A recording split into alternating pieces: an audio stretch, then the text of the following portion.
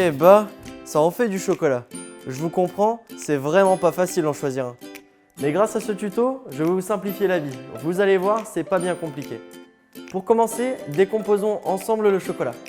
Le chocolat noir est composé de beurre de cacao, de sucre, de vanille, de lécithine et de cacao sec dégraissé. Pour le chocolat au lait, on ajoute de la poudre de lait. Et pour le chocolat blanc, on laisse la poudre de lait, mais on enlève le cacao sec dégraissé.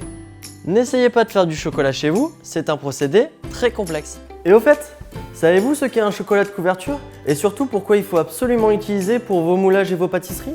Eh bien tout se passe au niveau du pourcentage de beurre de cacao. C'est lui qui va jouer le premier rôle dans le travail du chocolat.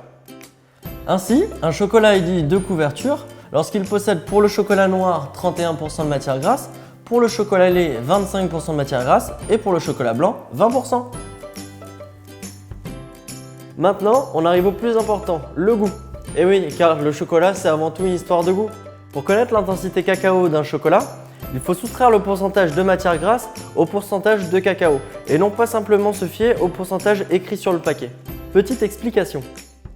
En apparence, le chocolat Tanzanie avec ses 75% de cacao paraît plus intense que le chocolat Venezuela avec ses 72% de cacao.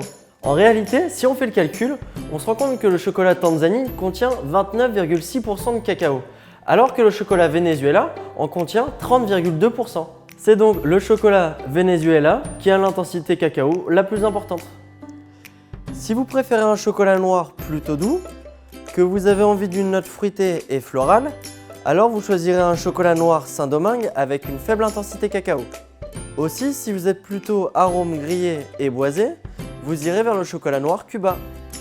Par contre, si vous aimez les chocolats noirs plus corsés, que vous avez envie d'une note boisée et torréfiée, préférez un chocolat Venezuela ou un chocolat Équateur qui sera un peu plus amer.